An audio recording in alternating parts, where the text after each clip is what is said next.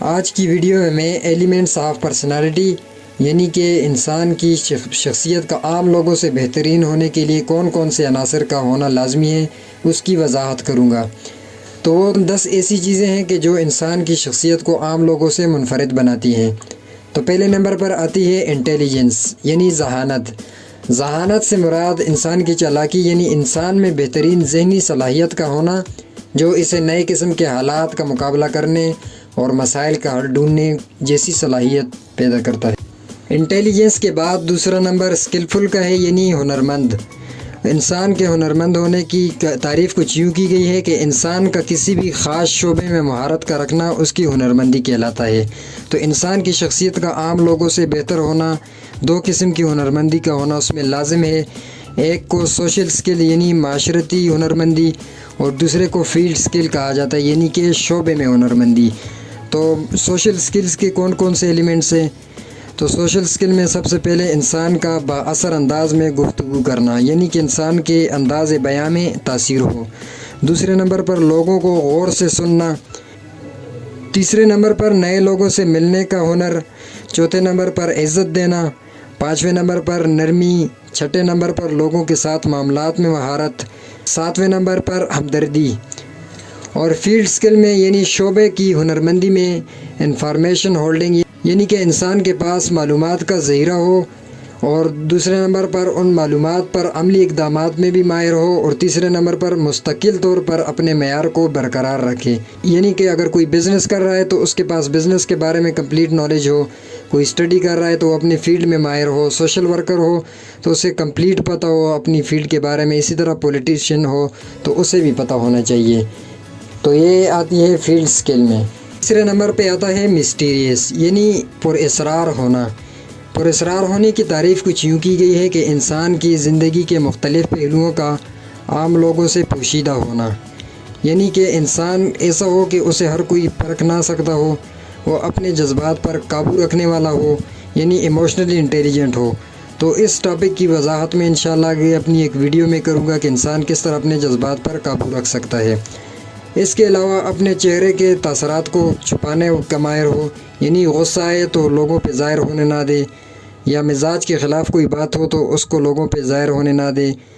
اپنی کمزوریوں کو چھپانے کا ماہر ہو، کم لوگوں سے قربت رکھے اور اپنے راز اور لوگوں کے راز کی حفاظت کرنے میں کوتاہی نہ کرتا ہو تو ایسے شخص کو کہا جاتا ہے مسٹیریس جو انسان کی شخصیت کا بہت ہی اہم رکن ہے۔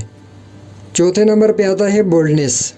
بولڈنس کو اردو میں دلیری کہا جاتا ہے اور اس کی تعریف کچھ یوں کی گئی ہے کہ وہ شخص جو خطرات مولنے کا ماہر ہو یا خطرات مولنے سے ڈرتا نہ ہو تو ایسے شخص کو دلیر کہا جاتا ہے، اور ایسا شخص بغیر کسی خطرے کے ڈر سے اپنی منزل کی طرف بڑھتا ہے اور حوصلہ کبھی بھی نہیں ہارتا چاہے جس قسم کے بھی حالات ہوں، اور اس طرح کا شخص مضبوط احساسات کا مالک ہوتا ہے یعنی کہ وہ موڈی نہیں ہوتا یعنی کہ جو کام بھی کرتا ہے تو استقامت کے ساتھ کرتا ہے اور اپنے نظریات میں بالکل واضح ہوتا ہے، جو بھی اس کا نظریہ ہوتا ہے، جو بھی اس کا پوائنٹ ہوتا ہے، جو بھی اس کا موٹو ہوتا ہے تو وہ اس میں بالکل واضح ہوتا ہے۔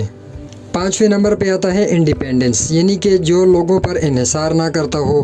تو اس طرح کے شخص کی تعریف کچھ یوں کی گئی ہے کہ جو شخص اپنے بل بوتے پہ اپنے معاملات کو حل کرتا ہو یا ان کے حل تلاش کرتا ہو تو ایسے شخص کو انڈیپینڈنٹ کہا جاتا ہے۔ لوگوں پر انحصار نہ کرنے والا ہو، خود کو خود سنبھالنے والا ہو، ساری امیدیں خود سے ہی جوڑے نہ کہ اور لوگوں سے، حالات اور معاملات کو اپنے بل بوتے پر کرنے کی صلاحیت رکھتا ہو تو ایسے شخص کو انڈیپینڈنٹ کہا جاتا ہے، اور یہ انسان کی شخصیت کا بہت ہی اہم رکن ہے جو کہ انسان کی شخصیت کی ترقی میں بہت اہم کردار ادا کرتا ہے۔ 6 نمبر کی جو خاصیت ہے اسے آرٹیکولیٹ کہا جاتا ہے یعنی کہ بیاں کرنا۔ تو اس کی تعریف کچھ یوں کی گئی ہے کہ انسان جو بھی بات کرے تو وہ واضح اور بہاؤ کے ساتھ کرے یعنی کہ ہر عام اور خاص شخص اس کے پیغام کو سمجھے کہ وہ اپنے پیغام میں کہنا کیا چاہتا ہے۔ اس کو بات کرنے میں مہارت ہو، جملے کی ترتیب اور موضوع جگہ پہ موضوع الفاظ یا موضوع جگہ پر موضوع بات کرنے کا ڈھنگ وہ جانتا ہو تو ایسے شخص کو آرٹیکولیٹ پرسن کہا جاتا ہے۔ 7ویں نمبر کی خاصیت اسے کہا جاتا ہے ایگریبلنس یعنی کہ رضامندی۔ رضامندی کی وضاحت کچھ یوں ہے کہ انسان کو باقی لوگوں کے ساتھ رضامندی اختیار کرنی چاہیے، یعنی اگر کسی دوسرے کی بات زیادہ وزن رکھتی ہو اور وہ سچ بات کہہ رہا ہو اور وہ صحیح بات کہہ رہا ہو تو ہمیں اس کی بات کے ساتھ اتفاق کرنا چاہیے۔ تو اسی چیز کو ایگریبلنس کہا جاتا ہے، جو کہ آج کل بہت کم تر لوگوں میں پایا جاتا ہے۔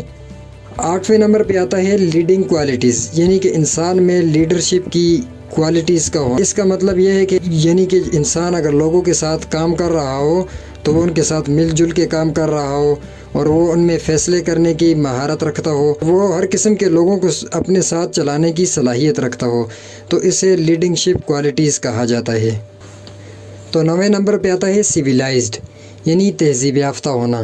تو انسان کی شخصیت کا بہت اہم رکن ہے جس کے بغیر انسان کی شخصیت کا کامل ہونا ممکن نہیں۔ تو بڑھتے ہیں سویلائزڈ کی تعریف کی طرف۔ تو سویلائزڈ یعنی تہذیب یافتہ کی تعریف کچھ یوں کی گئی ہے کہ تہذیب یافتہ انسان سے مراد ایسا انسان ہے کہ جو موجودہ دور کے حالات، معاملات اور وسائل کے استعمال کرنے جیسی صلاحیتیں رکھتا ہو، یعنی کہ وہ اپنے جس دور میں بھی رہ رہا ہو اس دور میں رہنے کے ڈھنگ جانتا ہو، تو وہاں پر سوشلی اور فزیکلی انوائرمنٹ کے ساتھ اپنے آپ کو ایڈجسٹ کرنے کا ماہر ہو، تو اس طرح کے بندے کو سویلائزڈ کہا جاتا ہے۔ اور 10ویں نمبر پہ جو چیز آتی ہے وہ ہے ایموشنلی انٹیلیجنٹ۔ اس کو ہم جذباتی بلوغت بھی کہہ سکتے ہیں یا جذباتی مہارت بھی کہہ سکتے ہیں۔ تو اس سے مراد یہ ہے کہ انسان اپنے غصے کو مار کے اپنے آپ میں صبر پیدا کرے، اپنی منفی سوچوں کو ختم کر کے اپنی مثبت سوچیں شروع کر دے۔ تو اس طرح کی خصوصیات کا ہونا ایموشنل انٹیلیجنٹ کہا جاتا ہے اسے۔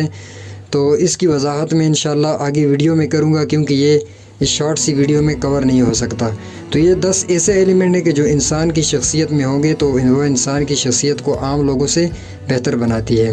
تو انشاءاللہ اپنی نیکسٹ ویڈیو میں بلڈنگ سٹیجز آف پرسنالٹی، یعنی کہ انسان کی شخصیت کے تعمیراتی مراحل پہ وضاحت کروں گا کہ وہ کون کون سے مرحلے ہیں کہ جس سے گزر کے انسان کی شخصیت روز بروز ترقی کرتی ہے۔